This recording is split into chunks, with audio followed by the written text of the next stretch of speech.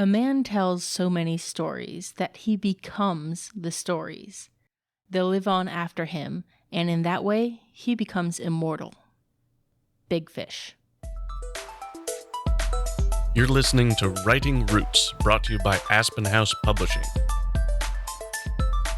Welcome to Writing Roots. I'm Lee Holt. And I'm Lee Esses.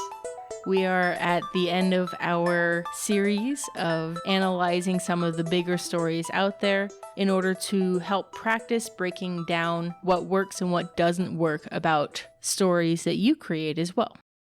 The final movie that we are going to do a case study on is Big Fish. It's a live-action Tim Burton movie. This is, like all Tim Burton movies, a little bit weird, a little bit fantastical, and it brings in a lot of different kind of storytelling elements to it within the story itself. I struggled liking this one, but it definitely has a fun time playing with structure, and they do have really good characters. And no personality is bigger than Edward Bloom. I do think that the name Bloom is kind of perfect for this character, because parts of his personality start off like, okay, I can almost believe that story. It starts off small, it starts off contained, and then it just gets big and colorful and rich and something that we love. So Bloom is just the perfect name for this type of character. I do think Will, the son, is kind of on the nose.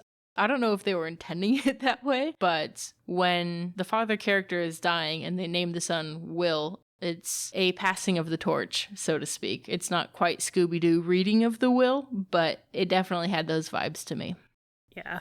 And most of the other characters through this movie have borderline fantastical personalities or features that don't ever quite fit well. And I think one of those represented well is Norther Winslow, the poet character, who's this renowned poet and is just a super weird guy. I mean, Steve Buscemi, of course, is going to be a little weird. The other character whose name I thought was interesting that we're just going to bring up for the fun of it is Jenny.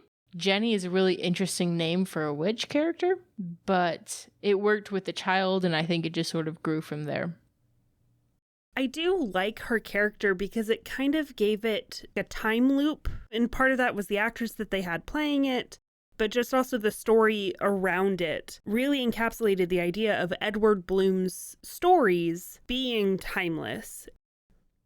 So this is another with two kind of different main characters. I would say the son is actually the one who does the changing. He's the one who changes in order to don the hat of being the storyteller in the family once his father passes. This is a good representation of when the protagonist and the main character are not the same. Will's the main character. Edward Bloom is the protagonist. We see him going on all of the adventures, all of the interesting things, while Will is that main character who changes, who goes through that internal arc. The other characters I wanted to point out are just collectively the ones in the stories. They are each individually larger than life. They're super potent. Danny DeVito, the circus master, is a werewolf, and then they never mention it again. These kinds of things are fun. In contrast to this very vibrant, very rich internal story of Edward's background, you have the outer story characters. You have Will, you have Edward himself in reality, and you have his mom and his wife, and all of these characters are hyper-realistic. So it was a beautiful contrast between the two. One of my favorite heartwarming details comes partially in the dialogue, partially in how the story was told. And that is how Sandra is addressed. Even though every character he's telling these stories to has met her, he still talks about how he would do anything for her, and she is the epitome of beauty in his eyes. I just thought that was really just kind of cute. Definitely. Because anytime you had Edward telling the story, it was flowery language, it was very grandiose, and just very vibrant in the word choices he was using to describe each scenario and each person. contrasted with Will's narration, where it was more direct, straightforward. I think the internet was right in that looking at this plot structure is very weird. I remember thinking as I was watching it that it felt almost like a short story anthology where Dad would break out into a story and talk about that one time that. It kind of felt like they were all self-contained stories as opposed to something like Princess Bride, where each break into the story within a story was a continuation of the last. Yeah. The timing on this is pretty standard for most stories. The inciting action happens within 8 minutes. That's the phone call about the dad dying. And then the dad dies about 5 minutes before the end credits. That's pretty standard, even with the chaotic plot structure that this is. Yeah, everything in the middle was kind of all over the place, but the beginning was pretty quick and the end didn't take long, which we're seeing a lot of in the more recent films that we covered this month. Yeah, and I think that's just a good representation of the difference between something that's supposed to be a cozy story and this bigger, grander kind of story, where even though the consequences, the stakes aren't high, the main storyline still has a lot of weight to it. So the world building in this, we're going to kind of approach with two different prongs, so to speak. There is the actual world building, where we're talking about meeting this family and the home that they live in and this and that. And then there's the story within a story, world building, where 15-foot giants are just a thing and they're a hazard that comes into town every once in a while. It goes back to that contrast between the hyper-realistic and the fantastical of Edward's storytelling, because everything about our world was not changed at all. They established really well that Edward's just this big talker. He tells these big old fish tales. Everybody knows it, but they still get entertained by it, and it's great. And then you have the within the world of his stories that anything can happen.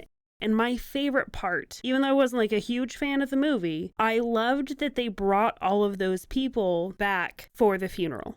And you could see this giant. And okay, maybe the giant wasn't as giant as his tales, but it is still somebody who is larger than most people. And yes, you have this ringleader and he's a little bit short, but he's not a werewolf. And you see the realism behind all of these big fish tales. It brought back a realism of these characters that had become so out of this world. And that connection, I think, was really a gorgeous way to honor Edward Bloom without making him a liar. Yeah. When we talk about how and when they released the relevant information in the world building, they did pretty much at the beginning of every vignette. Now I'm walking out of town, and this is the direction we're headed. Dad pretty much set that up as part of his stories as he told them. I did enjoy the doctor's scene, though, when the doctor tells the son, Will, the story of his birth.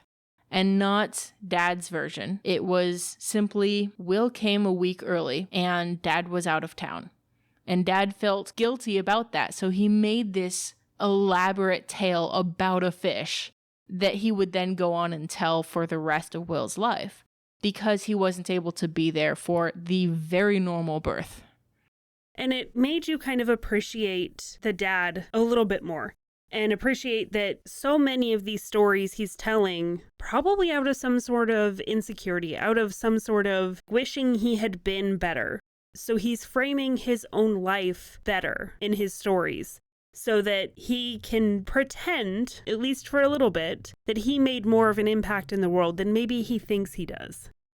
When we talk about the overall storytelling technique, there was that high contrast as a motif throughout the whole movie, but especially in the inner versus outer world of the two characters. Yeah, because in the inner world, you had very saturated colors, very bright, very different. And I want to say that the closer the story was to being reality, the more desaturated the colors were, the closer it was to all of those realistic shots. Yeah, and the use of the hand puppets in the stories at the beginning, high contrast in order to tell the story well. So I just thought that touch was nice. I don't know how you do that in a book, but it was cool. I think that's when you really rely on the descriptions, the kinds of descriptions that you use, the character's point of view that you're telling it from, and then making sure that all of your characters have a good, vibrant personality that's represented on the page. When it comes to how to apply this in your own writing, what types of stories you might consider using this structure for, like I mentioned earlier, a short story collection, using this outer realistic as a framing device to then juxtapose the crazy stories within, might be a useful way to connect the stories from one to another, because each moment, each story is a little vignette in its own right. Connecting them can be difficult, so having one character tell these stories might be a useful framing device. And even if you don't use it within like a short story anthology sort of framing, there's a lot to learn in this about character work and about the personalities, and especially that difference between protagonist and main character. And this movie was the last of our homework for this season. We will be talking in our bonus episode on Saturday about taking these plot structures that we've talked about and applying them after the fact in order to analyze a story. This is especially a popular technique for pantsers. We'll go over how that works in a couple of days. But until then, write selfishly. If you have a question or comment for our hosts or a topic you'd like us to cover, send us an email at writingroots@aspenhousepublishing.com or find us on Facebook by searching for Aspen House Publishing.